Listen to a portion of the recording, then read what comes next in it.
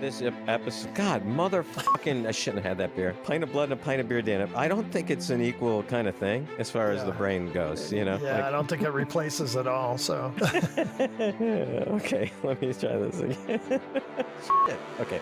Welcome to Damnit Jim, the podcast. A fun and fascinating look at Star Trek, the original series. My name is Dana Smith, and as always, I'm joined by my good friend, Dan Calzaretta. Good evening, Dan. Dana, how are you this evening? Pretty good. Another cold day here in Colorado, but otherwise, I'm warm inside. And how are you? You gave blood tonight. I did. I did give blood. And here's the interesting thing. First off, I encourage all of our listeners, and we have already said this, Dana, you and I give blood on the regular, and we've done this before. We've encouraged our listeners to give blood, especially in the winter. It's really needed. The holiday season, you're thinking about a gift. What could be better than donating blood to someone who really needs it? So I'll put in the show description a link to the Red Cross. People can go to that website and make an appointment. Super easy, really painless, Dana. We joke around about it a little bit, but very painless and a really good thing for people to do. Blood banks are actually very low this time of year. And so if there's a major accident or something, they have to usually call other hospitals to get blood from. Here's the other good thing about donating blood, Dana. If you donate blood and that same day you drink a beer or a glass of wine, it's like double the effect. So it's really a win-win situation. Is this the voice of experience tonight, Dan? I may have replaced the pint of blood with a pint of 8.1% IPA, maybe. So if I pass out during the podcast, you'll know why. I'll do my best to carry on without you. Well, congratulations, Dan, on donating blood. It's a great thing. I hope that you can make it through the show. Oh, I'm sure I will. So, Dan, last week we started off season 3, episode 1, Spock's Brain, and we did have some comments on that. I'll start off with the Facebook comments, if that's okay. Yeah, go ahead. Our friend William Kroll says, I'm still impressed they were able to do brain surgery on Spock without touching a hair on his head. Great point. You kind of brought that up during our podcast. Yeah, his hair didn't look like it'd been mussed at all. No. Our good friend Ryan Whiteside said, finally got to listen to the episode. It's the hardest I've laughed in a very long time. Ryan, we're here for you, and we'll see what we can do to keep you laughing. Yeah. I posted this on Facebook and I said something about brainless women in miniskirts. And I think I titled it, One of Our Brains is Missing. And we got a comment from Jesse the Sledgehammer. I like that, though. The Sledge, that sounds almost like a wrestler name. Yeah, well, he wrestled with us, so he put in caps. He said, brainless women in miniskirts, are you serious? They knew how to surgically remove Spock's brain. They were thousands of years advanced beyond Enterprise. That was the whole point of the episode, and he has FFS after that. And I think that's some kind of fan thing, right? Fans Forever, Star Trek, I don't know, I'm guessing. I have no idea what that means. I would never use it because, for fuck's sake, what could that mean? Oh, do you think that's what it means? Oh, I'm pretty sure. Yeah. That's good. Thank you, Jesse. That's great. And so I didn't argue with him. I just made our point that the women were portrayed as being kind of idiots. Here's the thing. In the podcast, I thought you made it really clear that one of your complaints was how women were portrayed as brainless, not that you agreed with them being brainless, but that's how it was written. Just once again, reiterating our point about the whole sexist attitude of Star Trek, the original series. Finally, Zoom Kwan, who's written to us before and is a faithful follower, said, a bit of help for you guys. An atomic pile is not an oversized schmitter. It is an old term for an early nuclear reactor. I have to say, Dana, I actually knew that, but it didn't fit with the joke. You know what I'm saying? I mean, the joke was about, it was about our piles. But anyway, but Zoom is actually absolutely correct. Yeah, and he's helped us before. He has. Yeah, he has. Yeah, he's and he's nice about it, you know. Yeah. Dan, you have some comments you wanted to share? Yes, I do. We got an email from Anthony Sinclair, who sent us emails before, and the email, Dana, was titled, "Can I Venmo the Ramble Jar?" And the answer is yes. Yes, you can. We just need a Venmo account, Dana. Anyway, Anthony, yeah, that was very funny, the title. But Anthony goes on to say, "Hi, guys. To add to the rambling about annoying noises, what about people who crinkle their plastic water bottles?" Oh, God, Dana, that is one that really gets me. My wife does it to me on purpose, Dana, on purpose. Well, you shouldn't be drinking out of plastic water bottles anyways, because they're not 100% recyclable. No, so thank you for, like slamming me for that, Jesse. No, thanks for that, Dana. But I know that. But I do get those plastic water bottles when I go and give blood. They give you that. They insist that you take it with you, Oh, yeah. And so I get home, I'll drink it, and then my wife will just crinkle that. Oh, my God, that is the worst. So, Anthony, 100% with you on that. But Anthony goes on to say, that crackling sound is my nemesis. Yes, Anthony, yes. We are brothers. We are brothers in that. And then he says, I enjoyed your episode on Spock's brain and propose a contest when you wrap up the series on greatest quotes. Brain and Brain is one of them, and I'm sure your listeners have others they quote as well. I think it's a great idea, Dana. Yeah, we still have some shirts that we've been talking about giving away, so that's a thought. Yep, exactly. And then he says, best wishes and have a happy holiday. Thanks again for the email, Anthony. Next, from YouTube, TG Chisholm said about Spock's brain, I love the series, but always thought it was the dumbest episode. Spock helping at the end was the worst. And I think he means during the surgery, probably. Yeah. So thanks, TG, for that. Also from YouTube, JD Lewis, who has sent us quite a few comments before, says about Spock's brain, don't level all of the blame at writer Gene Kuhn. Gene Roddenberry commissioned and approved this script. If you need positive proof that Roddenberry was on autopilot for season 3 and completely divorced himself creatively from the series, this episode is Exhibit A. And then he finishes with, P.S. Fun fact, the classic crime drama Hawaii Five-0 premiered the same night on CBS. I loved that show, Hawaii Five-0, though, Dana, the original. Loved it. Oh, yeah. We watched it as kids. That was one of my brother's favorite shows. Yeah, maybe we should add that to the list of possibilities for what we do after Star Trek. That ran for 7 seasons. What was something that ran for like half a season?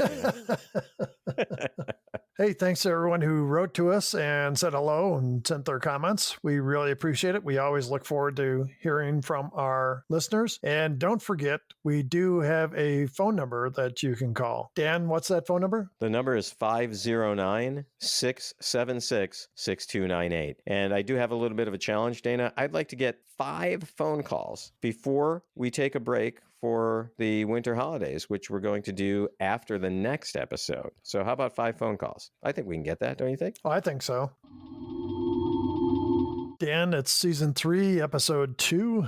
The Enterprise Incident. So we start out with a medical log by Dr. McCoy stating that Captain Kirk has seemed irritable, showing signs of emotional stress and tension. We see Kirk enter the bridge and asking for reports. Uhura is in the background, looks on with concern, and then he turns to Spock and asks for a full scan of the region. Spock says he has given him a full report, and Kirk gets upset and says, is it too much to ask for the crew for current information? Yeah, he's angry. He's very angry right now. So Kirk walks over to Sulu and tells him to make a course correction. Sulu looks stunned, as does Spock. Sulu comments the course correction will take them right into the Romulan neutral zone. Whoa. Yeah, it's not something every captain asks you to do. So Kirk says, that's very perceptive of you. So Sulu complies and the ship makes a turn. Spock reports that he is scanning 1 parsec and everything is clear. Scotty comes on the bridge and goes to Uhura and asks, when did the order come down? And Uhura whispers back, there haven't been any orders. And Scotty says, surely the captain couldn't be doing this of his own authority. And Kirk glances back at them and tells them to feel free to voice their concerns out loud. Just then, a Klingon ship appears, and Kirk orders battle stations. And Scotty says, it couldn't be a Klingon ship, not in this area. And Spock says, intelligence reports Romulans now using using a Klingon design. That part did not really make any sense to me, because remember when we saw an episode in season 1 or 2, we did see the Romulan bird of prey with the Romulan design on the bottom of it and everything. However, I think if we had watched the episodes in production order, Dana,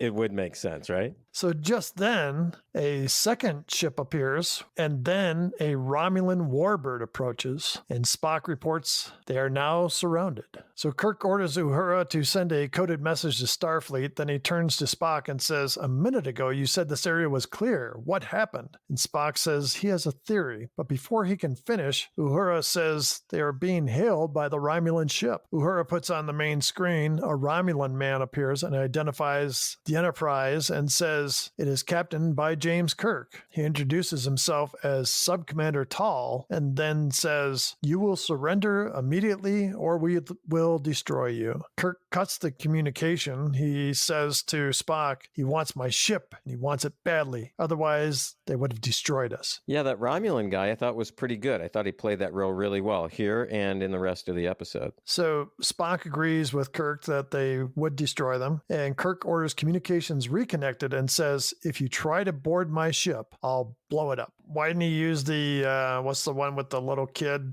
Clint Howard, what do they call it? Corbomite? Yeah, the Corbomite maneuver. I think what he should have said was, if you don't, let us go, we're going to beam Clint Howard over to your ship. And you will rue the day that you ever tried to attack us. Yeah, so. Because you're going to have to spend so much money on, like, orthodontia and hair implants. Sorry, Clint Howard. If you're listening, Clint, we'd love to have you on the show. It'd be great. So all of a sudden, Tall, we see he receives a message and he puts an earphone in his ear, then turns back to Kirk and says, "No one should decide to die so quickly. You have 1 Earth hour." I love that everybody knows Earth time in the galaxy. Yeah, but do they know daylight savings time? I mean, what hour on Earth are they talking about? So he said, yeah, you have 1 Earth hour right at daylight savings time. Is that, falling back or springing ahead? Yeah. So either they have 2 hours or the hour's already up. Yeah. So Kirk says, "You realize Starfleet has been advised of this situation." Tal says, "A subspace message will take 3 weeks to reach Starfleet." Is that 3 Earth weeks or is that 3 Romulan weeks or what is that? Yeah, because a lot will depend on how far you are from the sun and all that kind of stuff, right? Sure. So the next thing we see is a computer screen with the image of the Klingon/Romulan ships. Kirk, Spock, and McCoy and Scotty are all in the conference room. Kirk asks Spock what his theory is. Spock says the Romulans could have developed a cloaking device which would render sensor scans useless. And Kirk says, if so, the Romulans could attack in Federation territory before we even knew they were there. So Dana, in the Balance of Terror, and I think they even mention it in the Deadly Years, the Romulans already have a cloaking device, right? So what's the difference between the one they have now and the one they used to have? Before, wasn't it that they could detect the ship if it was moving? Okay, so that's the difference. And now it's a complete cloak, right? Yeah, it doesn't matter if it's moving, if it's standing still. That does make it a more formidable weapon, I suppose, right? And as Scotty says, they caught us right enough. Well, that's a brilliant observation, Mr. Scott. Do you have any other helpful opinions? Well, we've not got many choices. And Kirk says, we have 3. We can fight and be destroyed, or we can destroy the Enterprise, or we can surrender. Uhura calls and says the Romulan vessel is hailing them again, and Kirk tells her to put it on the screen. So we see the Romulan subcommander on the monitor in the conference room. Tal says, our commander wants to talk with Kirk and Spock in person on the Romulan ship. Kirk says, why should we deliver ourselves to you? And Tal says, we'll send over 2 officers. So they're like exchanging hostages, kind of. Yeah. So in the transporter room, Kirk tells Scotty, if we don't return, fight. And if you have to, destroy the ship. Scotty says, perfectly clear. They beam off the ship as 2 Romulans appear on the transporter pads and look like they're security guards. They've got the helmets on and everything. By the way, those helmets, dumb. D-U-M, dumb, Dana. Yeah, it's like somebody cut a lime open and put it on their head head. That's so true. Have you seen those videos when people do that with oranges and put them on cats? Yeah, my profile picture for the longest time was a cat with a lime football helmet. Really? Yeah. So on the Romulan ship, Kirk and Spock are ushered into the commander's quarters. We don't see the commander right away. We just see like a high back chair, and you can kind of make out the top of the commander's head, just enough that you could do brain surgery on. The commander turns around the chair, and we see the commander is a woman. Now, this, I have to say, was a great move on the part of Star Trek to make a starship commander a woman. In fact, this is the first episode in all of the Star Trek franchise where we have a starship commander who is female. So the commander insists on speaking to Kirk alone first. Two guards escort Spock out of the room. The commander says the matter of trespass into Romulan space is one of galactic import, a violation of treaties. Now I ask you simply, what is your mission here? And Kirk kind of like shrugs and says, instrument failure caused navigational error. We were across the neutral zone before we realized it. Then we were surrounded by your ships before we could get back. And so the commander doesn't buy his story. Sure, I wouldn't either, yeah.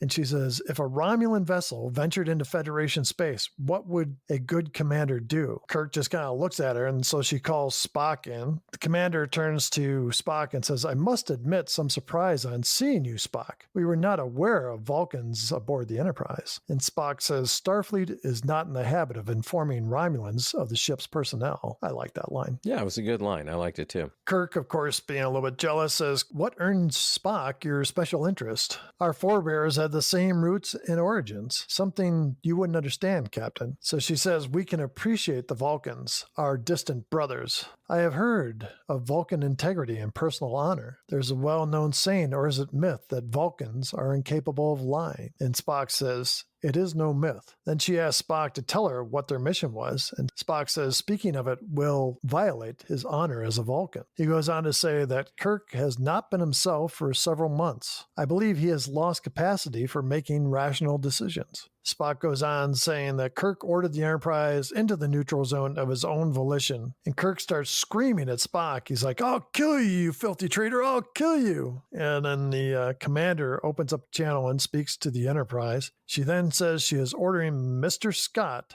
to follow one of their ships. Scotty opens up a channel and tells him to take a hike, essentially.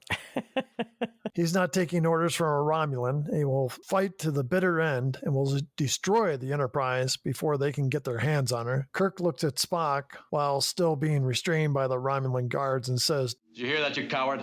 You've betrayed everything of value you ever knew. Did you hear the sound of human integrity? The commander orders Kirk be taken to a cell. Then she turns to Spock and says, a Vulcan among humans. I would think the situation would be intolerable to you. And Spock tells her he is half Vulcan and the other half is human. And she says, to whom is your allegiance then? Do you call yourself Terran or Vulcan? And Spock says, Vulcan. What is Terran? It's a reference to Earth, like terracotta. Isn't that like ricotta? Yeah, it's a cheese. Terracotta is a cheese made of people, Dana. Terracotta's people.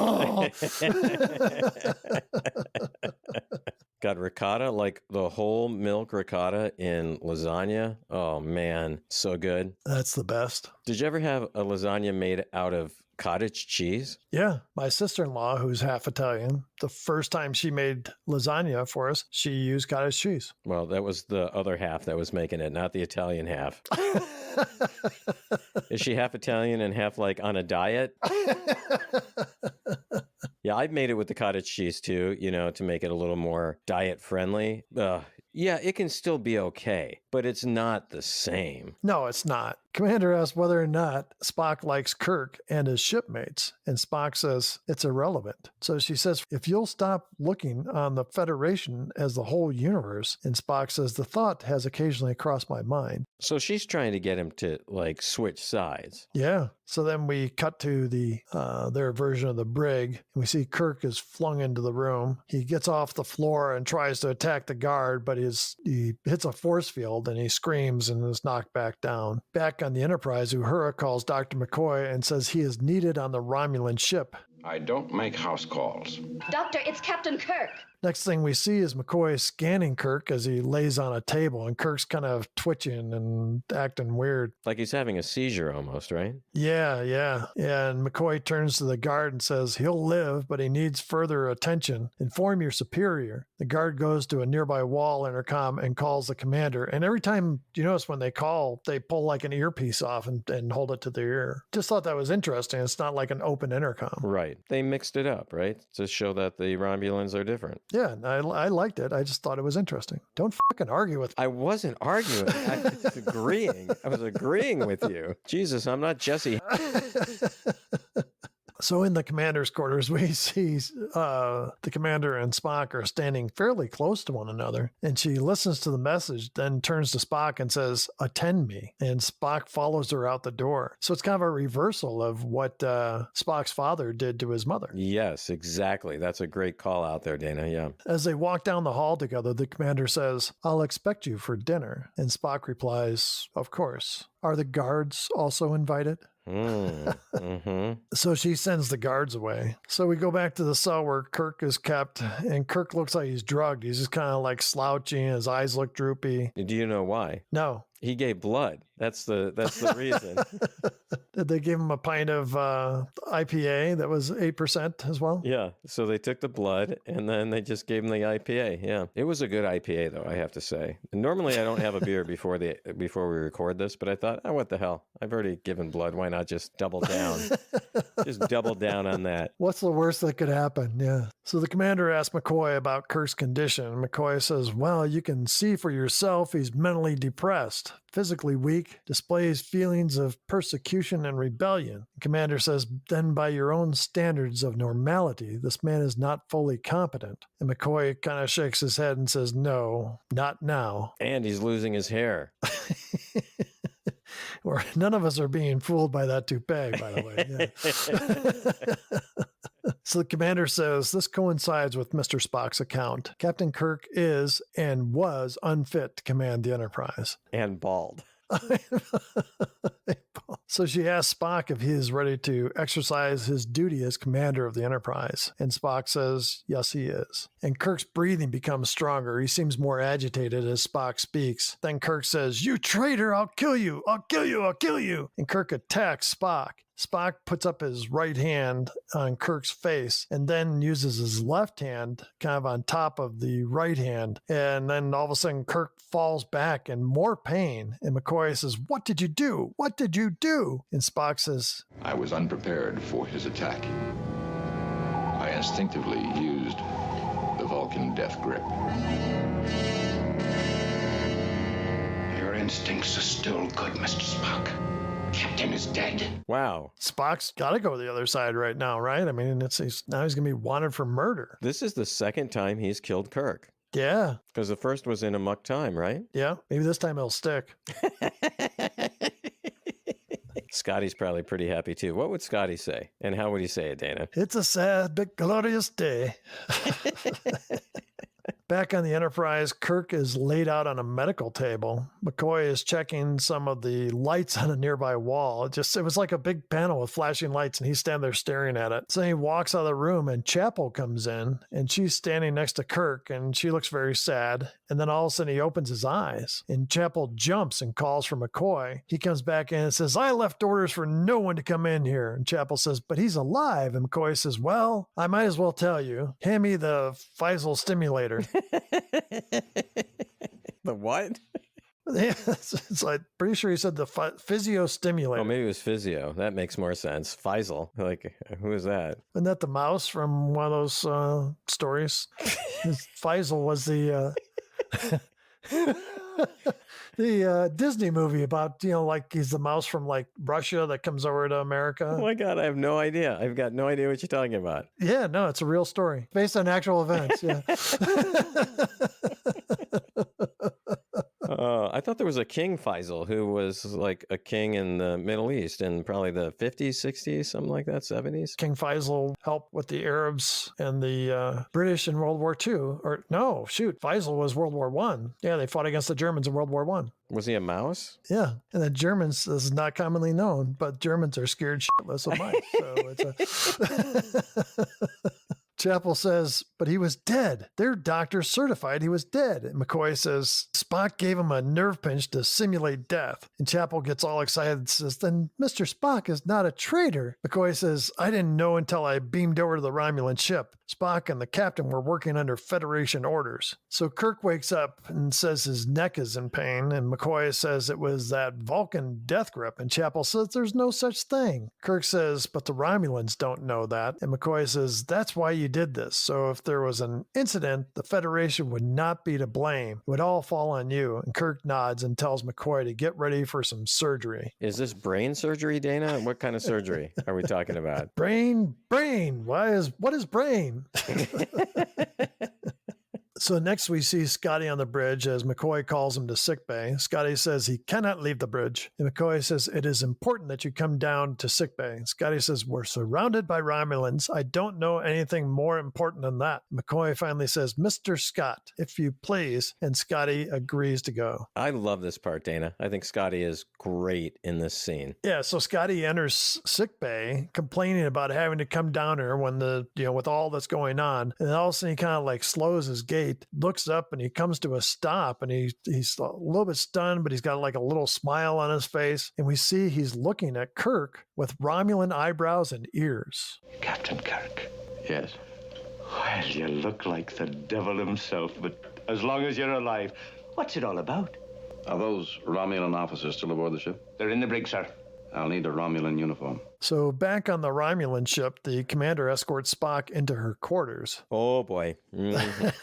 Okay, now we know what's going on. She says she has had a special Vulcan meal prepared just for him. So she hands him a glass of blue liquid. Is that Romulan ale? I think it's Romulan ale, Dana. Yeah, I think you're exactly right. And she says, we have other inducements. And so then they kind of like nod at each other and drink. Back on the Enterprise, McCoy and Kirk are wondering why they haven't heard from Spock. Well, there's something going on there, though, Dana. It's pretty clear. And Kirk orders Scotty to beam him over to the Romulan ship. Kirk materializes in a hallway on the Romulan ship. In the commander's quarters, we see Spock is eating and drinking. Now they're drinking something that looks like Tang. I bet it was, Dana. She says Romulan women are not like Vulcan women. So it's obvious she's wooing Spock. Yeah, I think she's wanting to do the Romulan rumba with him. That's my guess. Then she says to him that he will lead a band of Romulans onto the Enterprise. And Spock says yes, but not right now. An hour from now will work even better. Whoa, an hour. Man, got some stamina. He's wanting to prove his worth. So she gets up and says, if you'll permit me, this soldier will transform herself into a woman. Oh, God.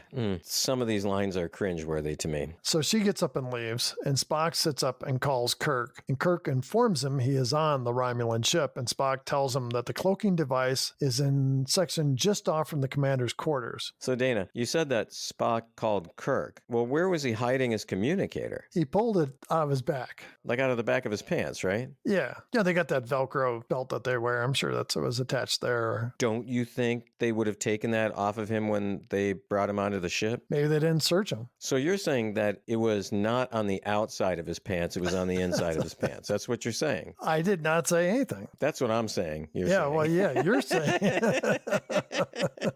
He did kind of like smell it. Something was wrong there when he took it out of his pants. Pulled it out and kind of rubbed it on his leg, kind of get the dew off, as it were. So yeah, the poo dew. On the bridge of the Romulan ship, an officer reports to the subcommander that there is an alien transmission emanating from within the ship. Meanwhile, Kirk says he'll get the cloaking device, but wants to know if Spock will be able to get away. And Spock starts to say that is unknown just when the commander enters, and she's wearing a dress. So she walks up to Spock and says, "Is my attire more appropriate?" Spock says, Commander, your attire is not only more appropriate, it should actually stimulate our conversation. You know, how many times has stimulate, been in Star Trek and maybe even by Spock? Yeah. Because didn't in the last episode he was saying stimulate my nerve endings or something like that. Yeah. Well, he's basically saying the same thing in this episode. Next thing we see is Kirk in the hallway. A guard stops him, and Kirk says there's an intruder aboard the ship, and they must find him. The guard asks to see his identification, and Kirk points to his right and says, over there. And when the guard turns, Kirk hits him and knocks him out. So we go back to the commander's quarters. She says, it is hard to believe I can be so moved by the touch of an alien hand. So I was wondering where Spock's other hand was. Because we're only seeing the right hand. Just then there is Nocus Interruptus. There's someone knocking at the door, and the commander tells them to go away, but they insist it is urgent. She lets them in, and they say there has been an alien communication on the ship, and she told them to go locate it. And so then they say it has been coming from here. And she seems shocked. And just then, Spock comes through the curtains, which is, I'm assuming, her bedroom, and holds up his communicator. And the commander says, the cloaking device. And they run off and take Spock with them. We go back to Kirk, and he's found his way into the cloaking device area. We see a bunch of like computer machines, and then there's one that's got like a lamp bulb over it. Another Romulan stops him and insists Kirk drop his weapon. And Kirk does what he's told and kind of kicks it aside. And then, of course, the Romulan bends down to get the other weapon, and Kirk kicks the weapon out of the Romulan's hand, and then the Romulan just kind of sits there for a second until Kirk kicks him in the face and knocks him out. So, Dana, that guy who played the Romulan had to be related to someone in the show because he had no acting skills. I mean...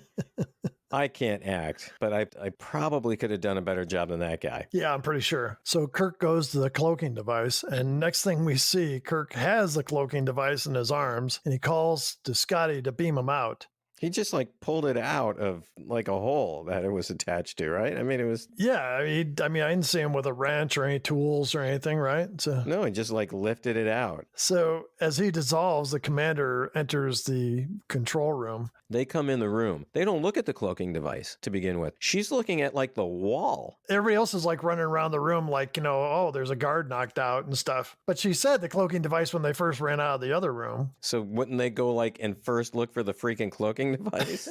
That was right in the center of the room? Yeah. She orders the ship searched, and Spock says that will prove profitless. On the Enterprise, Kirk gives the cloaking device to Scotty and tells him to get it installed. And he almost craps his pants, right? Because he's like, how am I supposed to do this? Yeah. And Scotty asks about Spock, and Kirk says, we have to hope he can buy us enough time to get it installed. And then he tells Scotty he has 15 minutes, and Scotty takes the cloaking device and runs off. Back on the Romulan ship, the commander looks at Spock and says, you must be mad. And Spock assures her he is quite sane. She asks, why would you do this to me? Who are you to do this? And Spock replies fairly stoically, First Officer of the Enterprise. And she slaps him across the face, and it looked like a good slap. Spock asks, what is your present form of execution? Back on the ship, we see Scotty is working on installing the cloaking device. And my question is, Dan, how did Kirk get it out with no tools? Yet Scotty's got to use like every tool that it says disposal to get it hooked up. And I realize it's a different setup. It seemed like plug and play to me, when Kirk just pulls it out. So Kirk enters the bridge. He's got his Starfleet uniform on, but still has his Romulan ears and eyebrows intact. Everyone seems startled to see him. They all say they thought he was dead, and Kirk responds, the report was premature. He orders Sulu to lay in a course for home and tells Chekhov to check the sensors. He says, Spock is still on the ship. I want his body readings pinpointed and isolated. On board the Romulan ship, the commander tells her sub-commander to prepare to board the Enterprise on her command. And she says if they resist, destroy them. And the sub-commander leaves. She says execution of state criminals is both painful and unpleasant. I mean, it seems to imply that they have forms of punishment that are painful and pleasant. Doesn't it imply that? So the sentence will be carried out immediately after the charges have been recorded. And Spock says, I demand the right of statement first. And she looks at him and says, you understand Romulan tradition well. Then she says, the right is granted. Spock says, thank you. I shall not require much time. No more than 20 minutes, I should say. We cut back to the Enterprise as Scotty works to install the cloaking device. On the bridge, Kirk asks Chekhov, what's taking so long to find the lone Vulcan on the ship? And Chekhov says, Vulcans and Romulans quite similar on the sensors. That kind of sounded like a Scottish Russian guy. Then Chekhov says, I've got him. And Kirk orders to feed the coordinates to the transporter room. And Scotty reports the cloaking device is installed, but he cannot be sure if it will work. Kirk orders to beam Spock aboard. On the Romulan ship, the commander hears the transporter whine, and she runs around the desk and starts to throw her arms around him just as he gets demolecularized.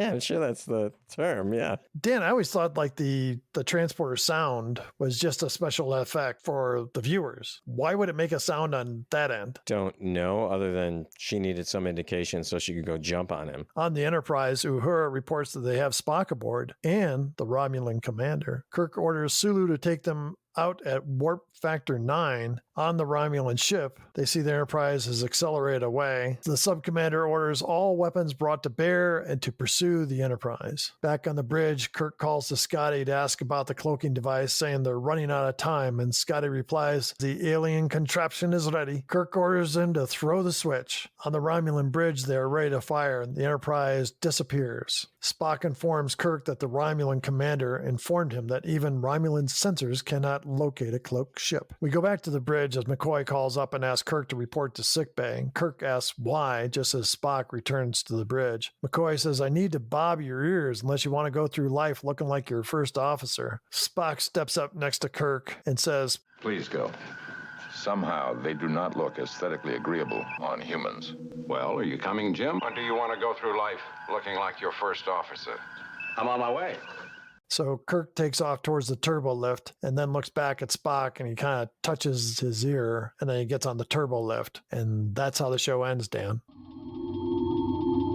So, Dana, something that people today might not know is that this episode was based on a real incident, wasn't it? Yeah, actually, at the beginning of 1968, the USS Pueblo, quote unquote, wandered into North Korean waters and was captured by the North Koreans. And the ship was kind of disguised as a research vessel, right? But it actually was a spy ship, wasn't it? Yeah, it was an actual Navy vessel. And they had this background story, if they ever got caught, that there were these two oceanographers. They were civilians, they were not in the Navy, who were then supposed to pretend that they were doing just ocean studies. The men were later released, but the Koreans kept the ship. And in fact, the ship is the only commissioned ship in the United States Navy that is under enemy control. They never decommissioned that ship. Oh, wow. Another interesting thing is when these guys were captured, the North Koreans tortured them pretty mercilessly. Yeah. One of the guys was actually killed when the Koreans were capturing the ship, and the other guys were tortured and beaten, and the North Koreans were trying to get them to confess. So the North Koreans took a picture of some of the Americans, and the Americans were giving the finger in the picture, and the North Koreans didn't understand what that was. And the Americans said, oh, this is a Hawaiian symbol for good luck or something. And it took the Koreans a long time until they found out that they were being given the finger, and then they beat the crap out of the guys even more. That picture was published all over the world. There was a great movie, by the way, TV movie in 1973. Yeah. With Hal Holbrook. Great movie about this. Yeah, I remember seeing that and being just stunned. And I went into class and junior high or whatever it was then, and tried to get my history teacher to talk about it. And he was like, no, we're talking about something else today. Well, he's probably like, this guy Dana, who's brought up Star Trek before, I'm sure it's going to be some stupid thing he wants to talk about. And who knows, Dana, you may have become a historian, I don't know, an expert in North Korea, something, but this guy totally, messed that up for you. I'm sorry. As a former teacher, Dana, I want to apologize for the entire teaching profession. Yeah, and now I'm just a guy doing a podcast. Well, shoot, if you did all those other things, you might not be doing this podcast with me. So that would be a shame too. That would. But pretty fascinating story though, right, Dana? The whole time I was watching this, I kept thinking, man, this is like the Pueblo incident. Yeah, I mean, it's not exact, but that's what it reminded me of. Well, in DC Fontana, the writer, she talks about how the Pueblo incident was an inspiration for this episode. Very timely. Thought it was a great idea. So, Dana, you have some information about the actor who played the commander of the Romulan ship. Yeah, Dan, Joanne Linville played the Romulan commander. She worked in a lot of TV episodes from the 50s and 60s. And as we mentioned before, she was the first ever female commander in Star Trek. She and some of the other Star Trek alum had worked together before on other TV shows. As a matter of fact, she and William Shatner appeared as husband and wife in a couple of TV shows in the early 60s. And she also starred with Leonard Nimoy in a 1962 series. She did a few movies, but mostly worked in television and shows like I Spy, Bonanza, Hawaii Five-0 that we mentioned, even Charlie's Angels. So Linville retired in the 80s, and she passed away at age 93 in 2021. Dana, how about a dilemma for this episode? To gain equality with technology with an enemy force at any risk. I mean, that's kind of what it comes down to. And then, of course, with Spock's story, it's using romance to sway an opponent or enemy at the cost of real feelings. Dan, do you have any themes or dilemmas you want to discuss? Yeah, I think with military technology, one country is always trying to one-up the other. And once that happens, the other country needs to kind of catch up. It's almost a never-ending and, frankly, kind of depressing story. Kind of like the podcast, never-ending and depressing. Only to us. There's many people that find it uplifting, Dan. We don't know any of them, but I'm assuming. Dan, what do you think were the best parts of this episode? I think one of the best parts was the Romulan commander. I thought she was excellent. We finally get a female character who is strong, intelligent, mostly well-written. I thought that was a really good part of this episode. How about for you, Dana? The intrigue, the whole spy game, I thought it came across really well, especially as we got further into the episode and saw what was really happening. I just liked the way they played it out. How about you? Do you have another best part? Scotty, especially because I just love it when he's all doom and gloom and like, Captain, I cannot possibly do it. Was that decent? Okay. If he was Scottish and German, yeah. Anyway, he's all doom and gloom and then things always work out. So I really like that part. Dana, did you have another best part? Well, I want to tag on to what you were saying, but this is one of the ones where Scotty's the miracle worker. Kirk is asking him to do the impossible and he comes through. That's where the miracle worker concept comes from. Dana, how about throwing in another best part? I thought Leonard Nimoy's characterization of what he was going through with the Romulan commander was amazing. The depth, I think, that he was showing through his eyes. When he was with her, he was like a different Vulcan. Dan, do you have a worst part for this episode? The whole seduction thing I found a little bit humorous and not very believable. At least some of the lines. I understood the intent, but some of the lines I just didn't like. Frankly, I didn't think it was really necessary in the episode. How about a worst part for you? Kirk is able to remove the cloaking device in seconds with no tools. It's kind of like I mentioned, plug and play, just pops it out. Like, how would he even know how to get it out of there? How did he know he didn't damage it pulling it out? Dan, do you have another worst part? I still don't understand why they didn't use the Romulan bird of prey. How about another worst part for you? Along those same lines, obvious production cuts. The Klingon ships used for Romulan ships. And I was reading, they said that budget was tight and they had more models of Klingon ships around than they did Romulan ships. So they used those in this episode and just said, well, they're copying the Klingons. Dana, how about one more worst part? The subterfuge that kept McCoy in the dark, it didn't make any sense. Like, he didn't know what was going on until he went over to the other ship. It didn't make sense that he was left out of it. Well, he's a blabbermouth, though. Let's face it. Guy can't keep his mouth shut. Yeah, maybe that's it. Dana, what happened on this day in history? And I hope you've got a tragedy for us. Dan, this originally aired on September 27th, 1968. The number one song in the U.S. was Hey Jude by the Beatles. Nice. And in the UK, the number one song was still Those Were the Days by Mary Hopkin. Also, I was curious what was like a popular book at the time. Tom Wolfe's The Electric Kool-Aid Acid Test was a bestseller on this date. Was that about Ken Kesey? Yeah, it was about all those guys, Ken Kesey and Tom Wolfe, and how they went around the country in a van. The Merry Pranksters. Yeah. Did you read that book? No, and I don't like Kool-Aid. Might be why I didn't read the book. Dan, the number one film in the U.S. was Rachel, which is a a Joanne Woodward film. Directed by Paul Newman, her husband. Dan, you'll appreciate this. Cardinals super pitcher Bob Gibson threw his 13th shutout of the year on September 28th, 1968. Wow, Dana, that's pretty amazing. How many pitchers even throw a shutout anymore? You know, very few, I would guess. And no one's thrown 13. Yeah, it was 13 in one season. It's just amazing to me. On September 26th, I thought this was interesting. Censorship of plays was abolished in the United Kingdom as the Theatres Act of 1968, approved on July 26, went into effect and ended the existence of the position of examiner of plays in the Lord Chamberlain's office after 230 years. Wow. With the government approval no longer required, the rock musical Hair, which included a scene with full nudity in the cast, made its British premiere in London's West End. You ever seen the play? I have not seen Hair, no. Have you? Yeah, seen the play. I've seen the movie. Have you been in the play? No. Would you have done a full frontal nudity if you were in the play? I'm doing full frontal nudity right now, Dan. I mean, that doesn't bother me in the least. Yeah. Wow, our listeners are shocked and intrigued at the same time. Mostly shocked. Yeah. So. And Dan, you mentioned this earlier. The long-running CBS drama Hawaii Five-0 premiered on CBS 8 p.m. on September 26, beginning a 12-season run and 284-episode run that would last until April 5th, 1980. Wow. Yeah, let's not do that show, Dana. That's too much.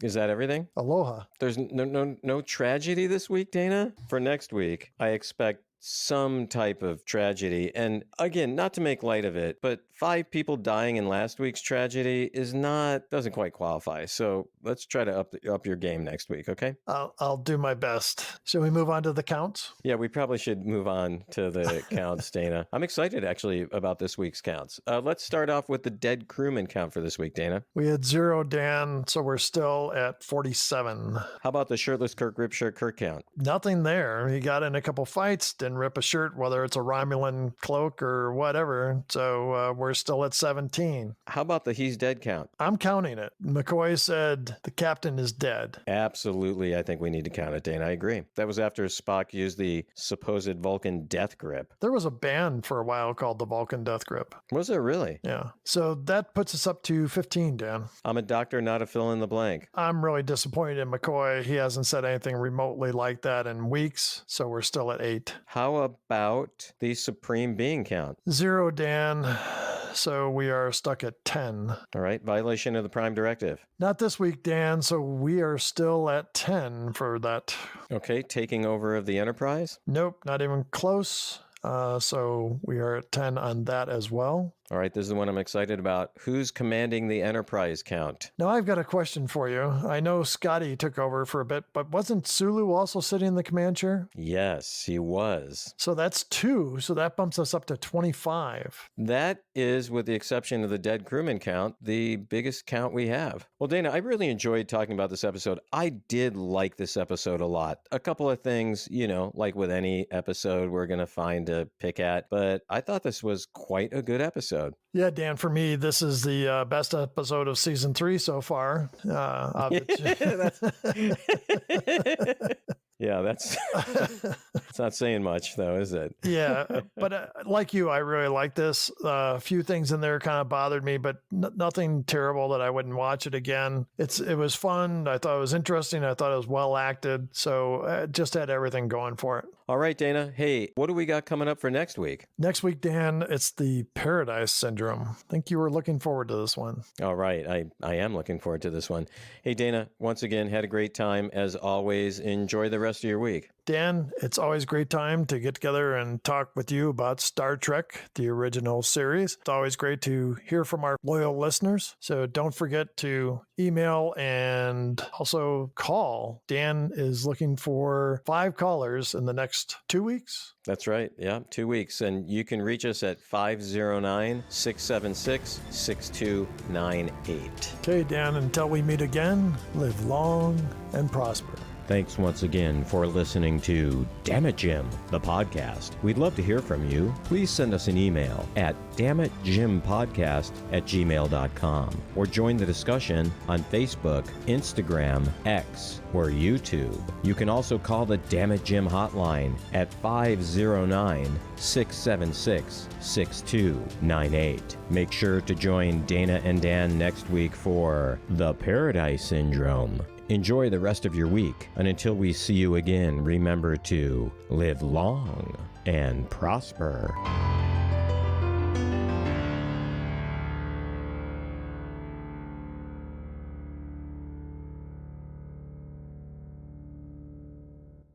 This has been a Ramble Jar production.